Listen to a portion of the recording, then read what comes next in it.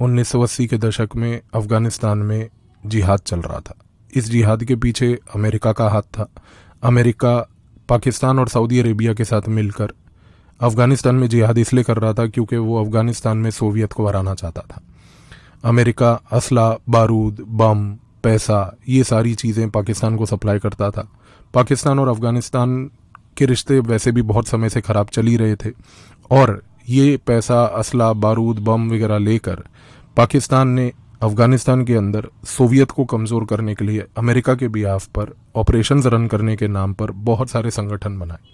दो सबसे महत्वपूर्ण संगठन जो उस समय बने उनमें से एक का नाम था हरकतुल अंसार। 1980 के दशक में हरकतुल अंसार बना। हरकतुल अंसार का जो फाउंडर था वो बेसिकली सादतुल्लाह खान था, लेकिन सादतुल्लाह खान के साथ साथ हरकतुल अंसार के अंदर बहुत सारे अदर फाउंडर मेंबर्स भी थे। उनमें से एक आदमी का नाम था मसूद अजहर, दूसरे का नाम था साजिद अफगानी, तीसरे का नाम था उमर सईद शेख। और तो और 60% काडर हरकतुल अंसार का पाकिस्तानी डिसेंट का था। ये पाकिस्तानी डिसेंट के लड़के अफगानिस्तान जाकर अफगान में जिहाद करते थे, सोवियत की आर्मी को कमज़ोर करते थे। इसके साथ साथ पाकिस्तान ने अमेरिका से असला, बारूद, पैसा लेकर सऊदी अरेबिया की मदद से अफगानिस्तान के अंदर 1985 में 1985 में एक और संगठन बनाया। उसका नाम था हरकतुल मुजाहिदीन। हरकतुल मुजाहिदीन का लीडर जो था उसका नाम था नसरुल्ला मंसूर लांगरियाल। ये भी एक पाकिस्तानी डिसेंट का आदमी था। ये भी 80% काडर अपना पाकिस्तानी लेके अफगानिस्तान के अंदर जिहाद कर रहा था। 1988 तक अफगानिस्तान में इन लोगों ने जिहाद किया। 1988 में जब सोवियत ने अपने हाथ खड़े कर दिए और बोला कि हम अफगानिस्तान को छोड़ के जा रहे हैं, उसी समय हरकतुल मुजाहिदीन और साथ में हरकतुल अंसार को आईएसआई ऑफ पाकिस्तान ने डाइवर्ट कर दिया कश्मीर में। 1989 में आईएसआई ऑफ पाकिस्तान को ये लगा कि भाई ये लोग हरकतुल अंसार के, हरकतुल मुजाहिदीन के ट्रेंड फाइटर्स हैं, इन्होंने अफगानिस्तान में जिहाद लड़ा है, आज की डेट में ये हमारी मदद करेंगे अब कश्मीर को भारत से आज़ाद कराने में।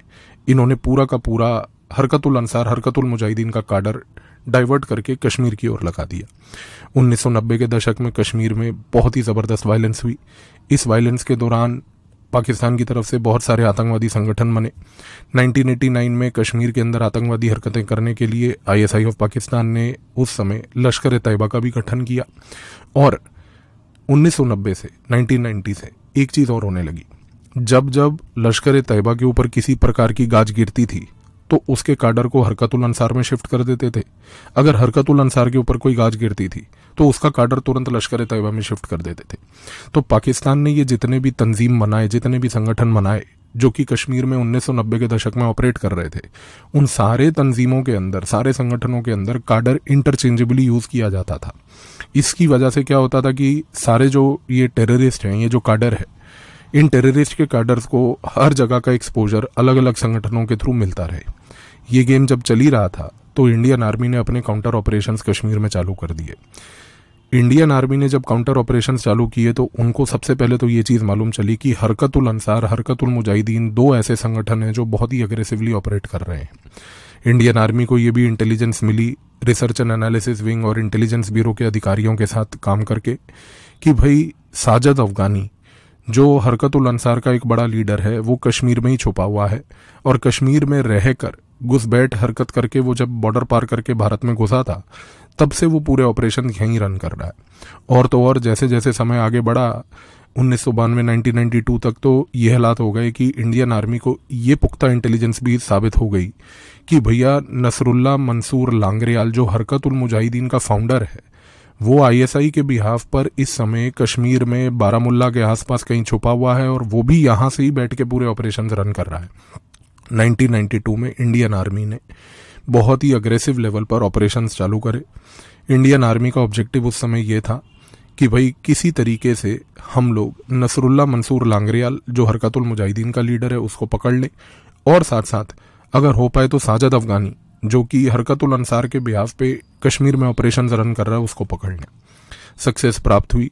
1993 में मई के महीने में सबसे पहले इंडियन आर्मी ने नसरुल्ला मंसूर लांगरियाल को पकड़ा। उसको पकड़ते ही हरकतुल मुजाहिदीन का पूरा ग्रुप कोलैप्स हुआ। दिसंबर के महीने में जब हम लोगों ने इंटेरोगेट किया नसरुल्ला मंसूर लांगरयाल को उसकी इंटेलिजेंस के बेसिस पे दिसंबर 1993 में इंडियन आर्मी ने सक्सेसफुली साजिद अफगानी को भी पकड़ लिया। साजिद अफगानी को पकड़ते ही हरकतुल अंसार के कश्मीर के ऑपरेशंस के ऊपर बहुत बड़ी गाज गिरी। ऑपरेशंस के ऊपर बहुत बड़ा प्रॉब्लमैटिक सिनेरियो क्रिएट हो गया क्योंकि उसका काडर टूटने लगा। अब आईएसआई ऑफ पाकिस्तान 1993 दिसंबर में बहुत ही बड़े डिलेमा में था। उसको अब ये लग रहा था कि भाई हमारे ऑपरेशंस किसी प्रकार से हरकतुल अंसार हरकतुल मुजाहिदीन के तो चल ही नहीं पा रहे, और वो चल इसलिए नहीं पा रहे क्योंकि साजिद अफगानी, नसरुल्ला मंसूर लांगरयाल जो है वो इंडियन आर्मी ने पकड़ के उनको जेल में डाल रखा है, उनको इंटेरोगेट कर रहे हैं। ऑब्जेक्टिव अब आईएसआई ऑफ पाकिस्तान का सिंपल था। वो बेसिकली ये चाहते थे कि किसी तरीके से कुछ ऐसा हो कि जिसकी वजह से हम इन दोनों लोगों को, साजिद अफगानी, नसरुल्ला मंसूर लांगरयाल को जेल से रिहा करा पाए। इस प्रोसेस में इन दोनों को रिहा कराने के चक्कर में आईएसआई पाकिस्तान ने एक गेम रचा। 1994 में हरकतुल अंसार के एक बड़े लीडर को, जो कि उसका एक फाउंडर मेंबर था जिसका नाम था मसूद अजहर, जो उस समय तक तो पाकिस्तान में रह रहा था, आईएसआई ने उसको बोला कि भैया एक काम करो, आप जाओ कश्मीर और आप जाकर कश्मीर में हरकतुल अंसार हरकतुल मुजाहिदीन के जो लोकल लीडर्स हैं उन लोगों से मिलो, उनसे बातचीत करो, उनसे मिलके बातचीत करके देखो कि किसी प्रकार से हम क्या इन लोगों को रिहा करा सकते हैं या नहीं करा सकते। मसूद अजहर को आईएसआई ऑफ पाकिस्तान ने सबसे पहले कराची से फ्लाइट बिठाकर उसको बांग्लादेश में ढाका में भेजा। 2-4 दिन वो ढाका में रुका। ढाका से रुककर उसने बांग्लादेश एयरलाइंस की एक फ़्लाइट पकड़ी और 1994 जनवरी में बांग्लादेश एयरलाइंस की एक फ़्लाइट पकड़ के ढाका से वो बंदा मसूद अजहर दिल्ली आया। अब आप सोचिए कि दिल्ली के इंदिरा गांधी इंटरनेशनल एयरपोर्ट पे जब मसूद अजहर उतरा, उस समय उसके हाथ में एक पोर्चुगीज़ पासपोर्ट था। ये पोर्चुगीज़ का फेक पासपोर्ट जो है ये आईएसआई ऑफ पाकिस्तान ने ही उसको दिया था। और सबसे बड़ी बात ये भी है कि आईएसआई ऑफ पाकिस्तान ने ये पोर्चुगीज़ का जो फेक पासपोर्ट था ये उन्होंने अरेंज करवाया था अपने ही ब्रिटिश के एक एजेंट से, जो कि उस समय ब्रिटिश की MI5 के साथ काम कर रहा था। तो ब्रिटिश की MI5 का एक एजेंट जो आईएसआई के एक हैंडलर के साथ लंदन में काम कर रहा था, उसने पोर्चुगीज़ का एक फेक पासपोर्ट बनाकर बेसिकली हैंड ओवर करा। अच्छा, सबसे बड़ी बात क्या थी कि जैसे ही मसूद अजहर उतरा, जाहिर सी बात है कि उसने अपना नाम भी वहां पर फेक पासपोर्ट में एक फेक नाम दिया हुआ था। जब वो उतरा और ब्यूरो ऑफ इमिग्रेशन के पास गया, आपको पता है कि हमारे इंटरनेशनल एयरपोर्ट्स जितने हैं भारत के, उन इंटरनेशनल एयरपोर्ट्स पे ब्यूरो ऑफ इमिग्रेशन के अधिकारी होते हैं।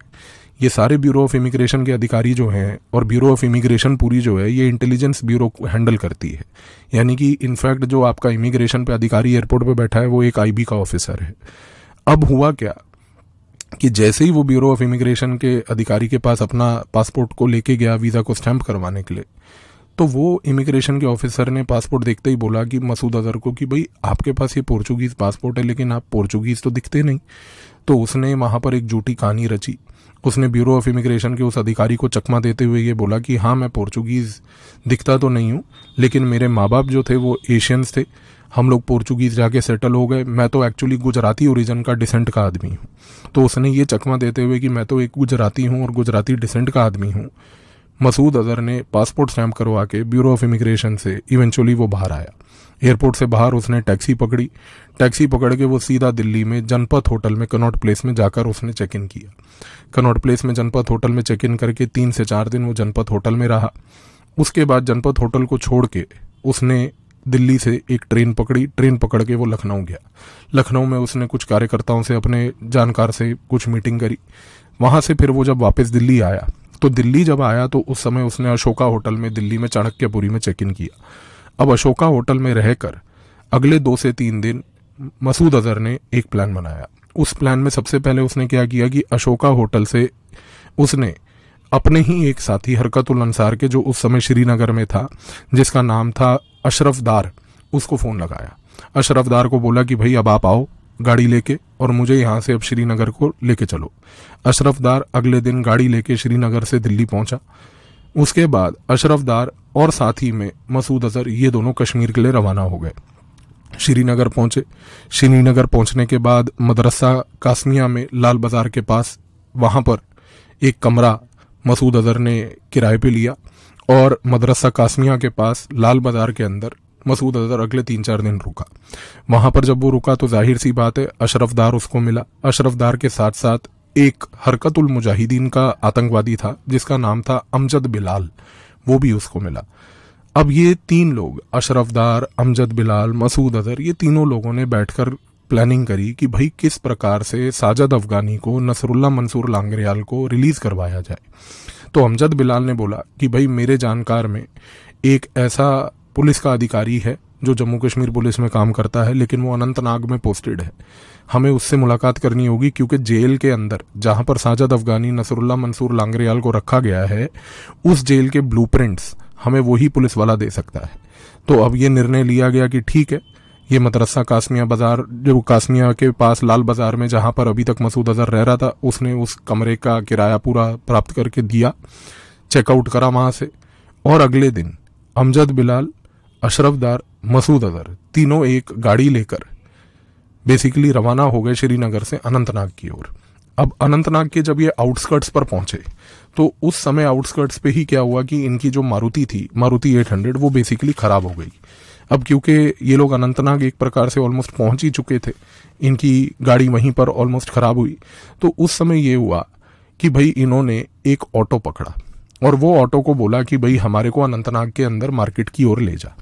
मार्केट में इन्होंने एक पुलिस वाले से मुलाकात करनी थी, लेकिन जब मसूद अजहर, अमजद बिलाल और साथ में अशरफ दार इस ऑटो में बैठ कर जा ही रहे थे तो आगे अनंतनाग की मार्केट से कुछ मीटर पहले आप सोचिए कि वहां पर आर्मी की बैरिकेड लगी हुई थी और वहां पर आर्मी की ओर से बहुत गहरी चेकिंग हो रही थी। जैसे ही वो आर्मी के बैरिकेड के पास पहुंचे तो अमजद बिलाल को समझ आ गया कि भाई सामने इंडियन आर्मी का एक चेक पोस्ट बना हुआ है और वो चेकिंग कर रहे हैं, और अमजद बिलाल बेसिकली क्योंकि एक टेररिस्ट था और उसको ये पता था कि यदि यहाँ पर इंडियन आर्मी ने उसको देख लिया तो वो बेसिकली पकड़ा जाएगा। हुआ ये कि अमजद बिलाल तुरंत ऑटो से उतरा और वो उल्टी तरफ को भागने लगा। जैसे ही वो भागने लगा, एक इंडियन आर्मी के जवान की नजर अमजद बिलाल पे गई। उसने देखा कि ये आदमी ऑटो से उतर के भाग क्यों रहा है। जैसे ही उस इंडियन आर्मी के जवान ने अमजद बिलाल का पीछा करा, उसने तुरंत अमजद बिलाल को पकड़ लिया, और जैसे ही उसको पकड़ा तो बाकी उसी समय इंडियन आर्मी के लोग वो ऑटो के पास आए और उन्होंने देखा कि ऑटो में मसूद अजहर भी बैठा हुआ है और साथ में वहां पर अशरफ दार भी बैठा हुआ है। ये तीनों के तीनों लोग उसी समय 1994 के जनवरी के महीने में अनंतनाग में उस पुलिस वाले से मिलने से पहले ही पकड़े गए। अब जब ये पकड़े गए उस समय मसूद अजहर को तुरंत इंटेरोगेशन के लिए अनंतनाग से कोट बिलावल जेल जम्मू में ले जाया गया। कोट बिलावल जेल जम्मू में उसको रखा गया, मसूद अजहर को। वहां पर उसकी इंटेरोगेशन हुई। उस इंटेरोगेशन के दौरान मसूद अजहर बार बार इंडिया के इंटेलिजेंस ब्यूरो के, रिसर्च एंड एनालिसिस विंग के, मिलिट्री इंटेलिजेंस के अधिकारियों को ये बात बोलता था कि आप लोगों ने मुझे अरेस्ट करके बहुत बड़ी गलती कर ली है। उसने बार बार हमारे अधिकारियों को ये धमकी दी कि आप लोग जानते नहीं है कि मैं कौन हूं, आप लोगों को पता नहीं है कि आईएसआई जिंदगी में कुछ भी कर लेगी, वो मुझे कभी अरेस्ट नहीं होने देगी, मुझे हर हाल में यहां से निकालेगी। हमारे अधिकारियों को लगता था कि ये आदमी फेंक रहा है, इतना बड़ा आतंकवादी हमने पकड़ लिया है जो पाकिस्तान से एक फेक एक्टिविटी बना के, फेक पासपोर्ट बना के आया था। हम लोगों ने उसके सारे इस प्रकार के वार्निंग्स को बड़ा लाइटली लिया। हुआ क्या कि आईएसआई तक जब तक ये खबर पहुंची कि भाई मसूद अजहर भी पकड़ा गया है, अमजद बिलाल, अशरफ दार ये सब पकड़े गए हैं, साजिद अफगानी, नसरुल्लाह मंसूर लांगरियाल ऑलरेडी जेल में थे, तो आईएसआई के अंदर बड़ी पैनिक सा सिचुएशन क्रिएट हो गया। अब आईएसआई ने ये सोचा कि अब हम क्या करें। इस प्रोसेस में 1998 में आईएसआई ऑफ पाकिस्तान के एक ब्रिगेडियर थे जिनका नाम था ब्रिगेडियर इम्तियाज। वो ब्रिगेडियर इम्तियाज ने अब सोचा कि भैया कुछ भी करके मुझे मसूद अजहर और इन सारे लोगों को जेल से रिहा करवाना है। ब्रिगेडियर इम्तियाज के ऊपर प्रेशर इसलिए भी आ रहा था क्योंकि ब्रिगेडियर इम्तियाज उस समय कश्मीर के ऑपरेशंस रन करने के स्टेशन चीफ भी थे। ब्रिगेडियर इम्तियाज ने ये सोचा कि भैया मैं किस प्रकार से इन लोगों को रिहा कराऊं।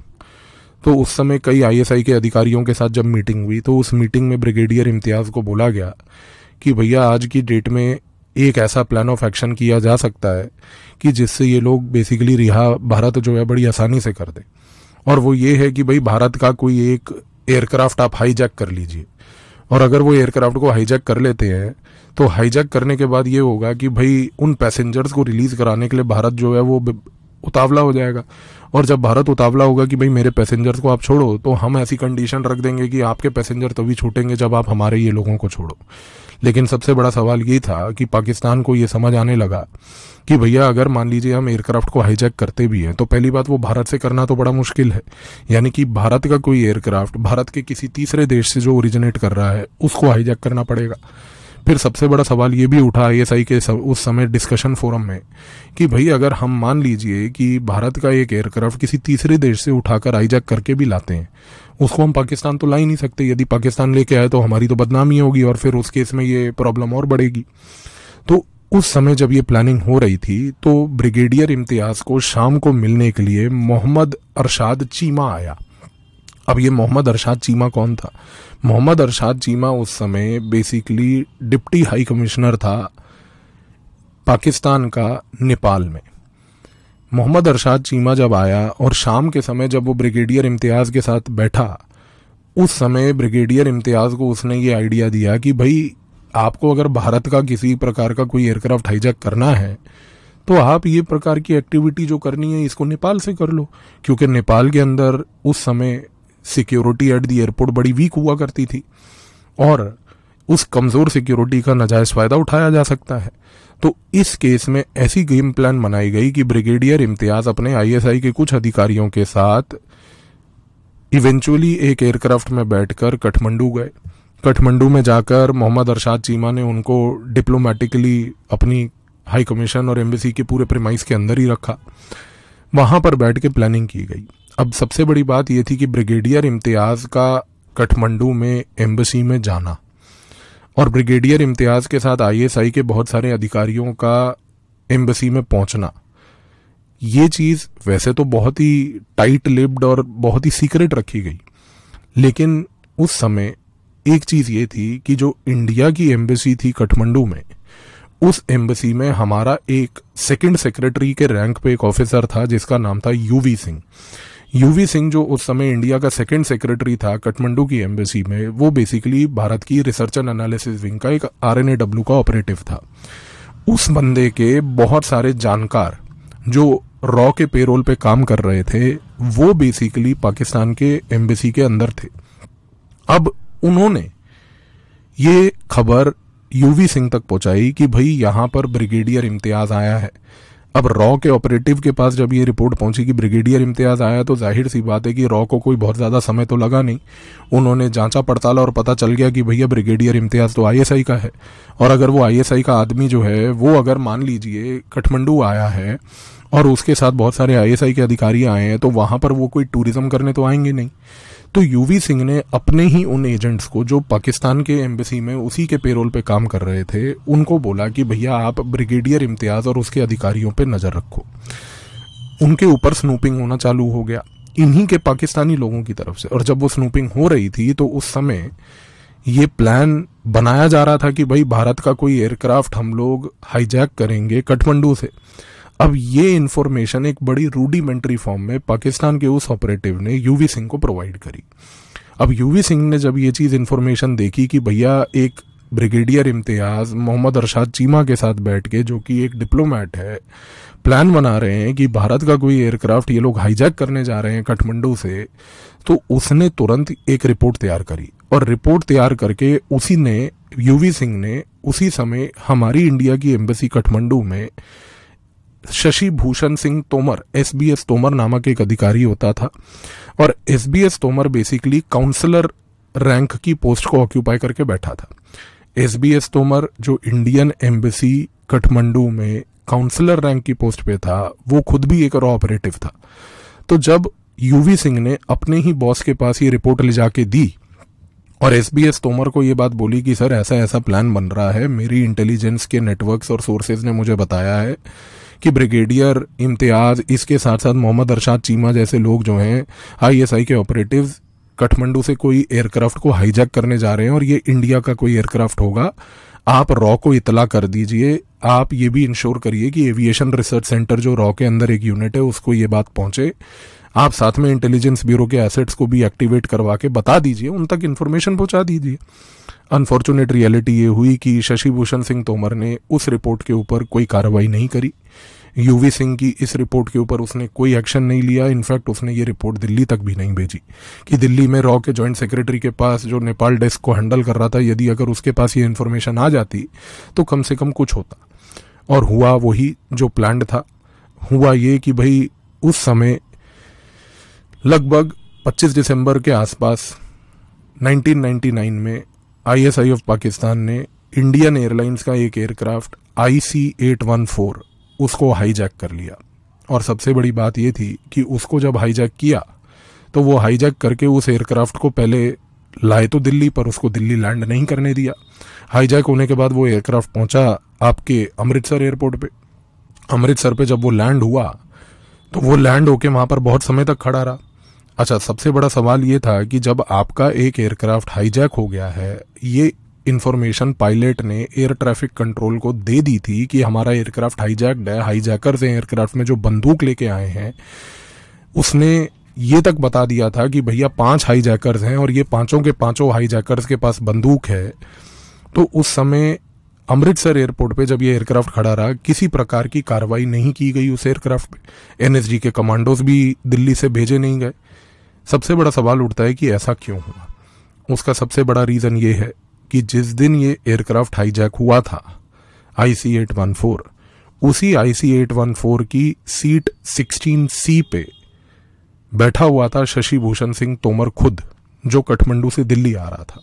अब खुद क्योंकि रॉ का इतना सीनियर ऑपरेटिव उस एयरक्राफ्ट में बैठा हुआ था और वो खुद दिल्ली आ रहा था, उस केस में जब ये एयरक्राफ्ट अमृतसर पे लैंड किया, उसके लैंड होने के बावजूद भी किसी प्रकार की कार्रवाई नहीं की गई। अब सवाल ये उठता है कि भाई रॉ का अगर एक ऑपरेटिव बैठा हुआ था तो कार्रवाई करने से क्या पाबंदी थी। समस्या एक थी, उस समय अटल बिहारी वाजपेयी जो था, जो भारत का प्रधानमंत्री था, वाजपेयी का ऑफिसर ऑन स्पेशल ड्यूटी था जिसका नाम था नंद किशोर सिंह NK सिंह। NK सिंह वैसे तो एक करियर IAS ऑफिसर है, आज की डेट में BJP का वो एक मेंबर भी है। NK सिंह जो था उस समय, वो बंदा वाजपेयी का OSD officer on special duty था। NK सिंह की जो बहन थी सोनिया सिंह, वो बेसिकली शशि भूषण सिंह तोमर SBS तोमर की वाइफ थी। और ये खबर NK सिंह तक पहुंच चुकी थी।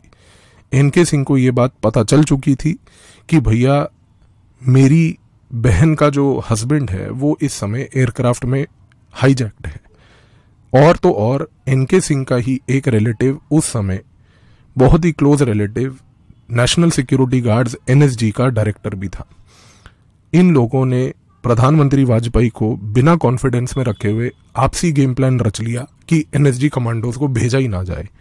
NSG कमांडोज भेजे ही नहीं गए। इवेंचुअली अमृतसर एयरपोर्ट पे एयरक्राफ्ट खड़ा रहा। कुछ समय बाद वो एयरक्राफ्ट वहां से उड़ा। उड़ने के बाद वो एयरक्राफ्ट पहुंचा लाहौर की तरफ। लाहौर में एयरपोर्ट में उन्होंने एयरपोर्ट की जो रनवे की लाइट्स होती हैं शाम के समय, वो बंद कर दी कि भाई हम इस एयरक्राफ्ट को लैंड नहीं करने देंगे। पायलट ने बार बार बोला कि भैया हमारे पास फ्यूल नहीं है, हमें लैंड करने दीजिए। लाहौर के एयरपोर्ट के ATC ने लाइटें बंद करके बोल दिया कि आप लैंड नहीं करोगे। और तो और सबसे बड़ी चीज़ ये भी हुई कि उसके बाद पायलट ने जब लैंड करने की कोशिश करी तो उसने सोचा कि भाई एक सड़क दिख रही है, उस सड़क पे ही मैं लैंड कर दूंगा। जैसे ही वो सड़क की ओर लैंड करने जा रहा था, ATC को ये बात पता चल गई। उन्होंने तुरंत जो है पायलट को इतला किया कि नहीं, आप सड़क पे लैंड मत कीजिए, आप लाहौर एयरपोर्ट पे ले आइए। एयरक्राफ्ट लाहौर एयरपोर्ट पे गया, लैंड हुआ। वहां से तुरंत थोड़ी देर में उड़ के एयरपोर्ट से लाहौर के ये एयरक्राफ्ट इवेंचुअली चला गया वापस दुबई। पूरी रात ये दुबई में खड़ा रहा। अगले दिन सुबह दुबई से उड़कर ये एयरक्राफ्ट को फाइनली ले जाया गया कंधार। 1999 में कंधार में अफगानिस्तान में तालिबान का रूल था। और क्योंकि उस समय तालिबान का रूल था, तालिबान का जो उस समय का फॉरेन मिनिस्टर था मुल्ला मुतवकील, उस बंदे को ISI ऑफ पाकिस्तान ने धमकी दे दी। तालिबान ने बहुत कैटेगोरिकली ये बात ISI को बोली थी कि ये एयरक्राफ्ट को आप कंधार लेके मत आइए। लेकिन समस्या ये थी क्योंकि ISI उस समय इस एयरक्राफ्ट को कहीं ना कहीं ले जाना चाहती थी, बार्गेन करके पैसेंजर्स को स्वैप करके वो रिलीज करवाना चाहती थी कि भैया हमारे ये साजिद अफगानी जैसे लोग और मसूद अजहर जैसे लोग रिलीज हो जाएं।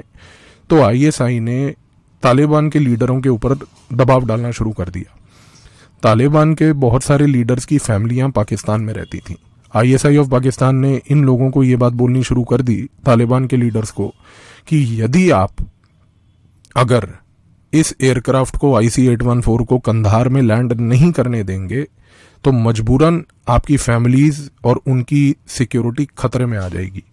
अब जाहिर सी बात है कि तालिबान के लोग जिनकी फैमिलियां पाकिस्तान में रह रही थीं वो किसी भी प्रकार की फैमिली के ऊपर आंच और दबाव नहीं चाहती थीं। इस केस में क्या हुआ? इस केस में यह हुआ कि मुल्ला मुतवकील, जो तालिबान का मिनिस्टर ऑफ एक्सटर्नल अफेयर या फॉरेन मिनिस्टर था, वो बंदा ISI के दबाव में आ गया। लेकिन उस बंदे ने, मुल्ला मुतवकील ने, तालिबान के फॉरेन मिनिस्टर ने उस समय ISI के अधिकारियों को एक चीज बहुत ही स्पष्ट कैटेगोरिकली तरीके से बोल दी। उन्होंने ये बात बोली तालिबान के लीडरों ने कि सुन लीजिए ISI, आप इस एयरक्राफ्ट को कंधार में लाना चाहते हैं, आप ले आइए क्योंकि आप हमें ब्लैकमेल कर रहे हैं, लेकिन आप ये चीज मत भूलिएगा कि इस एयरक्राफ्ट में इंडियन लोग बैठे हैं। हमारा इंडियन से किसी प्रकार की कोई दुश्मनी नहीं है। तालिबान के सबसे सीनियर लीडर मुल्ला मुतवकील के ये जो शब्द थे ये बड़े महत्वपूर्ण थे कि हमारी इंडिया से किसी प्रकार की कोई दुश्मनी नहीं है, और आप अगर इस एयरक्राफ्ट को इंडिया के यहां पर लैंड करते हैं तो ये चीज मत भूलिएगा कि इस एयरक्राफ्ट में क्योंकि इंडियंस हैं, एक भी इंडियन के ऊपर आंच नहीं आनी चाहिए, क्योंकि अगर एक भी इंडियन के ऊपर आंच आई तो फिर आपकी खैर नहीं। ISI ऑफ पाकिस्तान को खुद भी एक मोमेंट के लिए तो डर लगा कि तालिबान का इतना बड़ा आदमी जिसको हम ही धमका रहे हैं, आज वो हमें ही धमकाने पे आ गया। ISI ने कहा कि ठीक है, हम किसी इंडियन को कोई हार्म नहीं होने देंगे, आप लेकिन इस एयरक्राफ्ट को लैंड करो। हमारा ऑब्जेक्टिव अलग है। हमारा ऑब्जेक्टिव ये नहीं है कि किसी को मारे यहाँ पर, लेकिन हमारा ऑब्जेक्टिव केवल ये है कि हम बेसिकली अपने प्रिजनर्स जो साजिद अफगानी और लांगरेयाल और साथ में बेसिकली मसूद अजहर है उसको रिलीज कराएं। और इवेंचुअली यही हुआ। ये एयरक्राफ्ट जब कंधार में पहुंचा तो एयर ट्रैफिक कंट्रोल कंधार के एयरपोर्ट का उस समय ISI के अधिकारी कंट्रोल कर रहे थे। उन्होंने एयरक्राफ्ट को लैंड करवा के टरमैक पे लगवाया और उसके बाद इंडिया के साथ बार्गेनिंग चालू हुई। और बार्गेनिंग कुछ इस प्रकार की हुई कि भैया अब ये बोला गया कि आप, इंडिया को बोला गया कि आप जो है हमारे मसूद अजहर को छोड़ो, अहमद उमर सईद शेख को छोड़ो, मुश्ताक अहमद जरगर को छोड़ो, इन सारे लोगों को छोड़ो, तब हम आपके पैसेंजर्स को रिलीज करेंगे। उस दौरान ISI ने इंडिया के ऊपर प्रेशर डालने के लिए रुपिन कटियाल, एक व्यक्ति जो उस समय एयरक्राफ्ट में ट्रैवल कर रहा था, एक पैसेंजर था, उसको उन्होंने बुरी तरह जख्मी करके मारने की भी कोशिश करी और उस बेचारे का दम भी टूटा और वो बेचारे की जान भी गई। उसके बाद तालिबान ने रुपिन कटियाल के इस इंसिडेंट के बाद ISI को फिर बोल दिया कि आपको हम बार बार समझा रहे हैं, आप ऐसी हरकत ना करें कि जिससे आपके ऊपर बहुत बड़ा इशू क्रिएट हो जाएगा। तो ISI ने फिर वो रुपिन कटियाल के इंसिडेंट के बाद किसी प्रकार की हरकत तब तक नहीं करी जब तक उनके प्रिजनर्स रिलीज नहीं हुए। इवेंचुअली पूरे नेगोशिएशन प्रोसेस के बाद IC-814 को वापस इंडिया लाया गया और इंडिया लाने के बाद इस प्रोसेस में मसूद अजहर को इवेंचुअली रिलीज कर दिया गया। उमर शेख को भी रिलीज किया गया, साथ ही साथ अहमद जरगर को भी रिलीज कर दिया गया। ये सारे के सारे आतंकवादी जितने भी इंडिया की कस्टडी में थे, इस एयरक्राफ्ट के हाईजैक के बाद इन लोगों को रिलीज किया गया। इस पूरे इंसिडेंट से दो चीजें स्पष्ट होती हैं। सबसे पहली चीज ये स्पष्ट होती है कि IC-814 की हाईजैकिंग जो थी वो कोई एकदम out of the beat hijacking नहीं थी। दूसरी सबसे बड़ी चीज ये प्रूव होती है कि भाई इस हाईजैकिंग की इंटेलिजेंस और इन्फॉर्मेशन हमको थी और हमारी एजेंसीज की नाकामी और निकम्मेपन की वजह से हम इसके ऊपर कार्रवाई नहीं कर पाए, राइट मोमेंट पे डिसीजंस नहीं ले पाए। सबसे बड़ा सवाल ये उठता है कि आज की डेट में कौन ऐसे लोग हैं रिस्पॉन्सिबल जिनके ऊपर गाज गिरनी चाहिए कि ये एयरक्राफ्ट जब हाईजैक हुआ और इसके कारण ये जो हमने आतंकवादियों को रिलीज किया, कि जब ये एयरक्राफ्ट अमृतसर एयरपोर्ट पे खड़ा था तो कमांडो ने ऑपरेशन जाके उस समय क्यों नहीं करके इन हाईजैकर्स को वहीं पर न्यूट्रलाइज किया? क्या फैमिली के रिलेशंस को बचाना देश के इंटरेस्ट से इससे भी ज्यादा बड़ा है? और भूलिएगा मत आप लोग कि जब मसूद अजहर को छोड़ा गया, ये वही मसूद अजहर है जो 2000 में वापस जाकर इसने 2000 के ईयर में पाकिस्तान में बैठकर जैश-ए-मोहम्मद नामक एक नया संगठन बनाया। और भूलिएगा मत कि ये वही जैश-ए-मोहम्मद है जिसने 2001 में भारत की पार्लियामेंट के ऊपर इवेंचुअली अटैक किया था 13 दिसंबर को।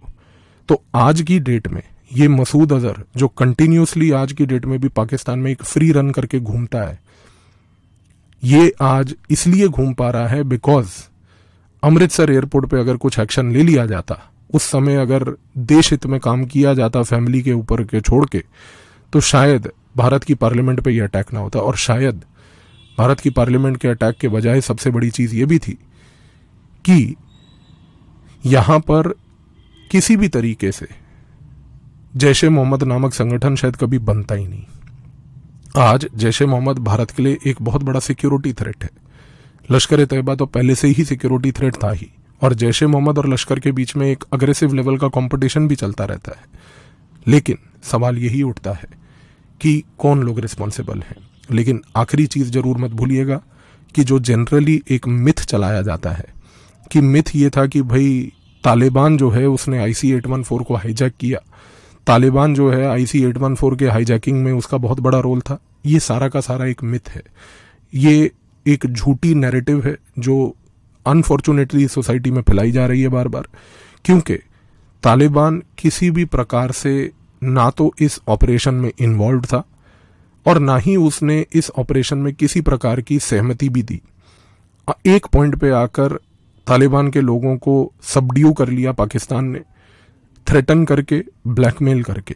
लेकिन तालिबान की इसकी वजह से, इस पोजीशन की वजह से इस चीज की दाद देनी पड़ेगी कि उन्होंने ये जरूर इंश्योर किया कि किसी भी प्रकार से भारत के ऊपर कोई आंच ना आए। और मैं अपने ही इस प्लेटफॉर्म पे कई वीडियोस के थ्रू आपको ये बात पहले भी बता चुका हूं कि भारत का और तालिबान का कोई प्रकार का एनिमिटी ना था ना है, क्योंकि तालिबान आज की डेट में भी भारत को किसी भी प्रकार से हार्म नहीं करना चाहती है और ना उसने कभी जिंदगी में किया है। ये सिर्फ और सिर्फ पाकिस्तान का और ISI का एक नैरेटिव है। तो यहां पर इस IC-814 के इस इंसिडेंट के बाद खैर दोबारा तो किसी प्रकार की हाईजैकिंग हमने नहीं होने दी। हमने अपनी सुरक्षा एजेंसियों को, इंटेलिजेंस अपरेटस को इवॉल्व किया, पर सबसे बड़ी चूक इस बात की हुई कि इस इंसिडेंट के बाद जैश-ए-मोहम्मद का गठन हुआ। और भूलिए मत, लास्ट चीज आपको याद होगा कि मैंने वीडियो के बीच में आपसे एक बात बोली थी कि जब कोट बिलावल जेल में मसूद अजहर वहां पर इंडियन एजेंसीज के इंटेरोगेशन के दौरान बात करता था, तो मसूद अजहर कई बार ये बात बोलता था कि आप जानते नहीं कि मैं कौन हूं और आप जानते नहीं कि ISI किस हद तक चली जाएगी मुझे छुड़वाने में। शायद मसूद अजहर इस बात को जानता था और शायद मसूद अजहर की यह बात सच हुई। तो ये है पूरा IC-814 का सच। एंड आई होप कि अब आपको कम से कम इस पॉइंट पे कोई इरिटेशन नहीं होगी और इस पॉइंट पे किसी प्रकार की दिक्कत नहीं होगी समझने में कि तालिबान का IC-814 से कोई नाता नहीं था। धन्यवाद।